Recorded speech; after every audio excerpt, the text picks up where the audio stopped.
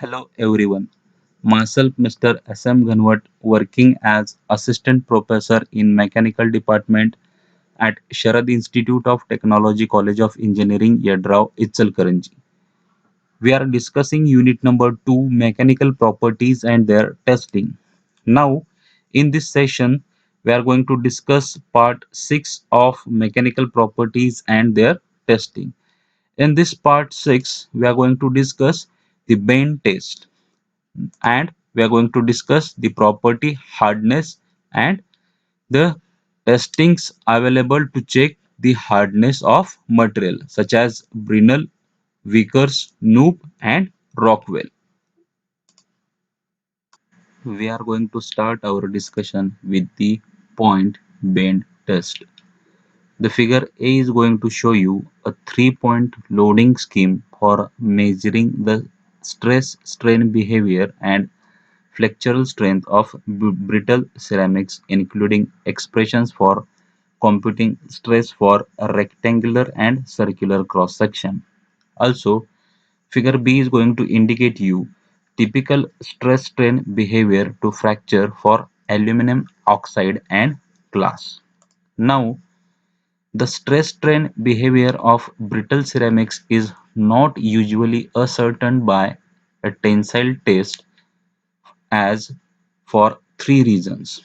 First, it is difficult to prepare and test specimens having the required geometry. Second, it is difficult to grip brittle materials without fracturing them. Third, ceramics fail after only about 0.1% strain, which necessitates the tensile specimen by perfectly aligned to avoid the presence of bending stresses which are not easily calculated. Once again, we will repeat this particular concept. The stress strain behavior of brittle ceramics is not usually ascertained by a tensile test as outlined for three reasons. First, it is difficult to prepare and test specimens having the required geometry. Second, it is difficult to grip the brittle materials without fracturing them.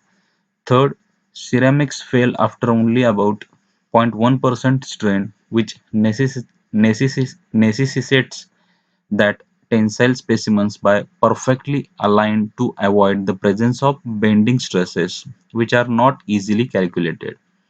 Therefore, a more suitable transverse bending test is most frequently employed, in which a rod specimen having either a circular or a rectangular cross section is bent until fracture using a 3 or 4-point loading technique. The 3-point loading scheme is illustrated in figure. At the point of loading, the top surface of the specimen is placed in a state of compression while the bottom surface is in tension. Stress is computed from the specimen thickness, the bending moment and the moment of inertia of the cross section. These parameters are noted in figure for rectangular and circular cross sections. The maximum tensile stress as determined using these stress expressions exists at the bottom specimen surface directly below the point of load application. Because the tensile strengths of ceramics are about 1/10 of their compressive strength, and because fracture occurs on the tensile specimen face, the flexure test is a reasonable substitute for the tensile test. The stress at fracture using this flexure test is known as flexural strength.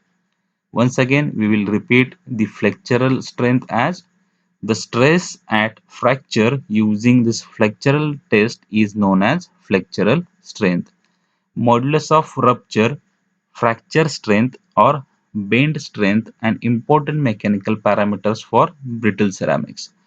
For a rectangular cross section, the flexural strength sigma fs is equal to 3 Fl divided by 2 Bd square. This is the flexural strength for a specimen having a rectangular cross section, where F is the load at fracture, L is the distance between support point, and the other parameters are indicated in figure.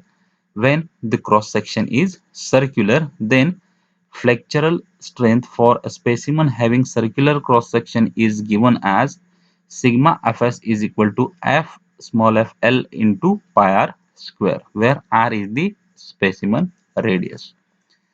Characteristics flexural strength values for ceramic materials has different values. For example, silicon nitride has the flexural strength of the order of 250 to 1000. For zirconia, it is 800 to 1500, and for aluminum oxide, it is 275 to 700. Now, Now, the flexural strength will depend on specimen size as explained with increasing specimen volume, that is, specimen volume exposed to tensile stress. There is an increase in the probability of the existence of a crack producing flaw and consequently a decrease in flexural strength. In addition, the magnitude of flexural strength for a specific ceramic material will be greater than its fracture strength measured from a tensile test. This phenomena may be explained by differences in specimen volume that are exposed to tensile stresses.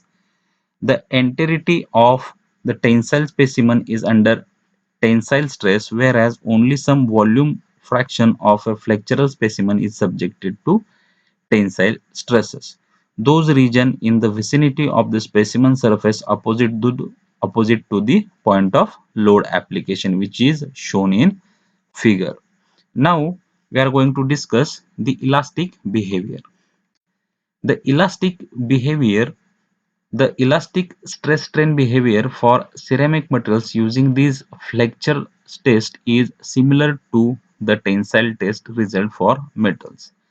A linear relationship exists between stress and strain. Figure compares the stress-strain behavior to fracture for aluminum oxide and glass. Again, the slope in the elastic region is the modulus of elasticity. The range of modulus of elasticity for ceramic materials is between about 70 to 500 GPa, being slightly higher than for metals. Now, a more comprehensive tabulation is contained for this elastic behavior.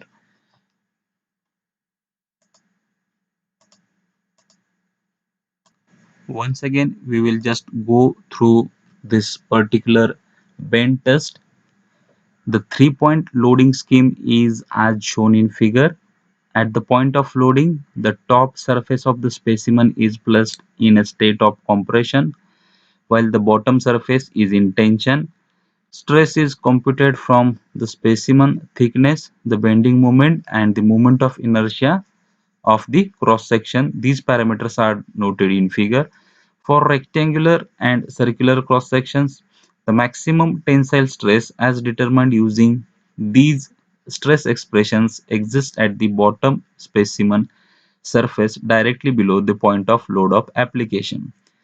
Because the tensile strength of ceramics are about one-tenth of their compressive strength, and because fracture occurs on the tensile specimen space, the flexure test is a reasonable substitute for tensile test. The stress at the fracture using this flexure test is known as flexural strength. Modulus of rupture, fracture strength, or bend strength an important mechanical parameters for brittle ceramics. For a rectangular cross section, the flexural strength sigma Fs is equal to 3FFL divided by 2BD square.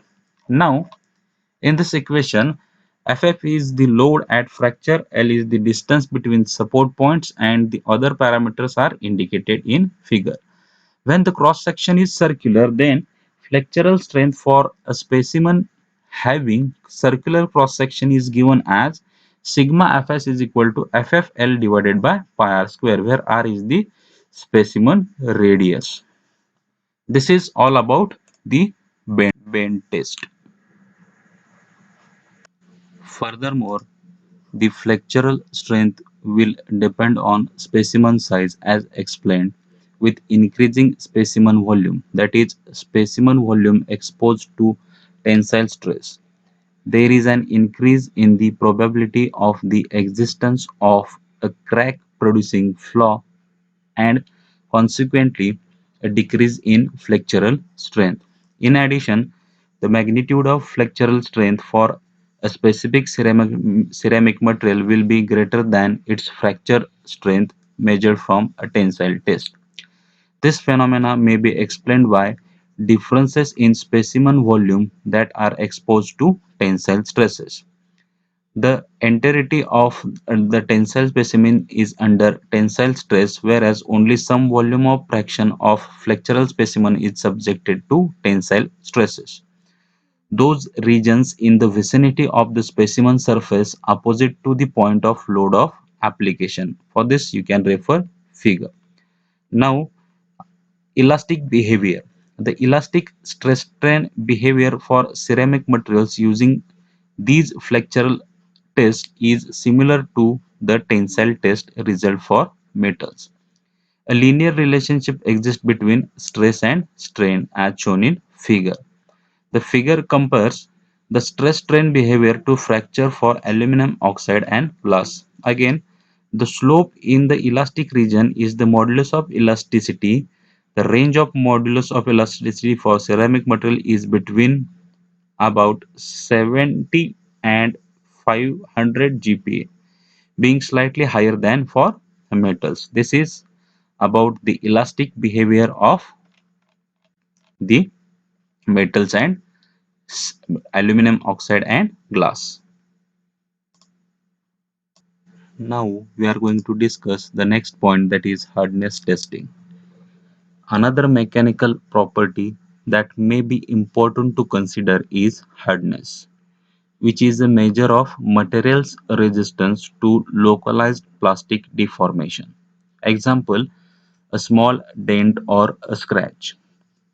Early hardness tests were based on natural minerals with a scale constructed solely on the ability of one material to scratch another that was softer.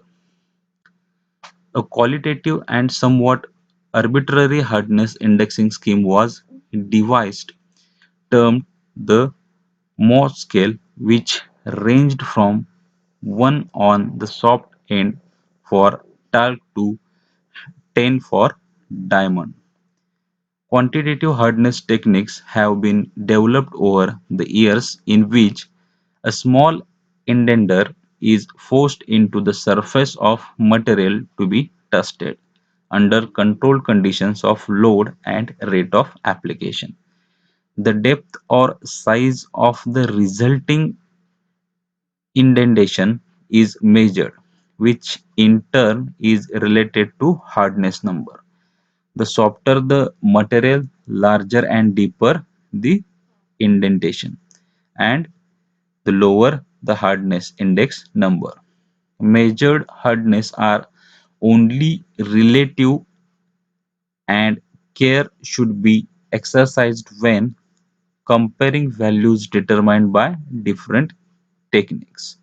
Hardness tests are performed more frequently than any other mechanical test for several reasons. They are simple and inexpensive. Ordinarily, no special specimen need to be prepared, and the testing apparatus is relatively inexpensive. The test is non-destructive. The specimen is neither fractured nor excessively deformed. A small indentation is the only deformation. Other mechanical properties often may be estimated from hardness data such as tensile strength. Once again, we will go through the concept of hardness.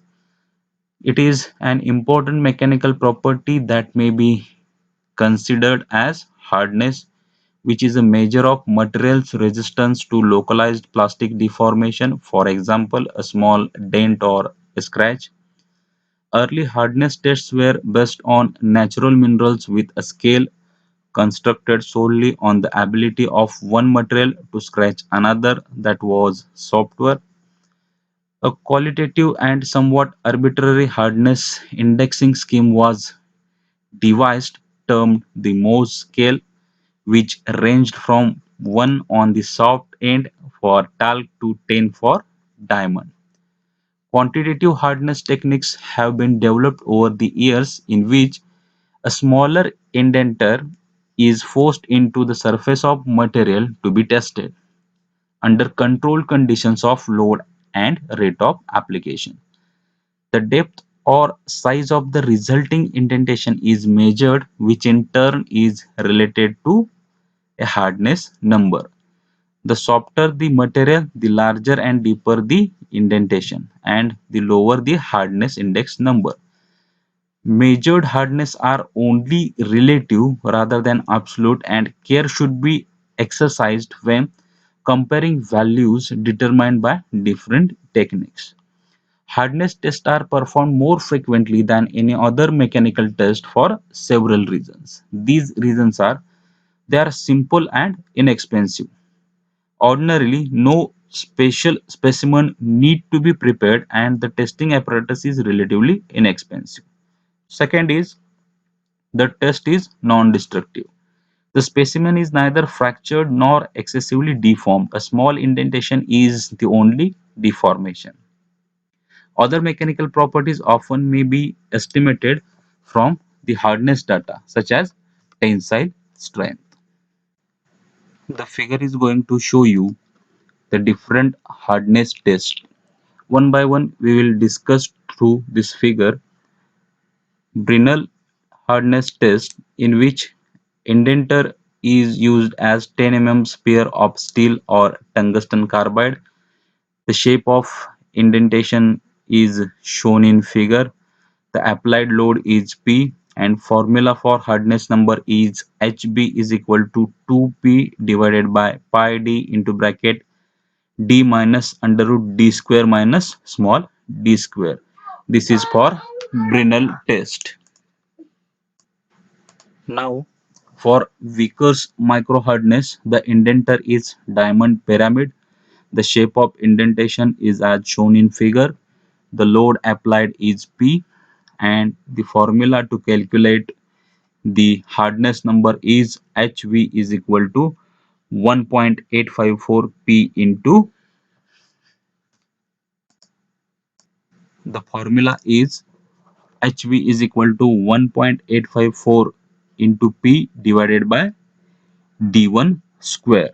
Now, next hardness testing is Knoop microhardness. The indenter used is diamond pyramid. The shape of indentation is shown in figure. The applied load P is shown in figure, and the formula to calculate the hardness number is HK is equal to 12.2 into P divided by L. Now we will move with the next test, that is Rockwell and superficial Rockwell. The indentator used is diamond, and the shape of the cone is shown in figure with its dimensions, and the applied load is for Rockwell it is 60 kg, 100 kg, 150 kg, and for superficial Rockwell it is 15 kg, 13 kg, and 45 kg. This is the briefing of the hardness testing utilized to check the hardness.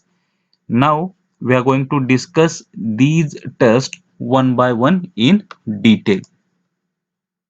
Now we are going to see the reference part. For this session, the reference is William D. Callister Jr., David G. Rathwich, Material Science and Engineering, an Introduction. For further reading, you can refer this particular reference book for Introduction to Material Science and Engineering. Thank you.